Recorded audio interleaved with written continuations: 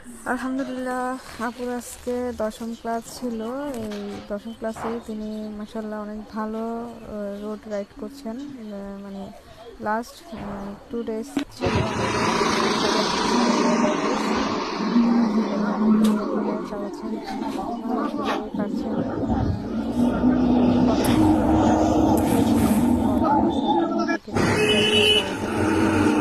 তো আসলে এভাবেই আস্তে আস্তে করে চালাতে হবে, আস্তে আস্তে করে নিজের আত্মবিশ্বাস নিয়ে চালাতে হবে। রোড উঠলে অনেক কেয়ারফুলি আসলে হ্যান্ডেল করতে হবে। তো আপুর জন্য অনেক অনেক শুভকামনা। উনি প্রথমে এসে বলেছিল যে আমি পারবো কি না আপু, আমি মনে হয় পারবো না কখনো। আসলে না পারার কিছু নেই, আমরা চেষ্টা করলে সব পারি। আর হচ্ছে নিজের কনফিডেন্স থাকাটা জরুরি সবচেয়ে বেশি।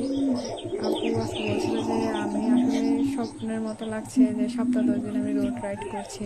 উনি আসলে সাইকেলও পারে না, প্রথম দিন এসেই বলছিল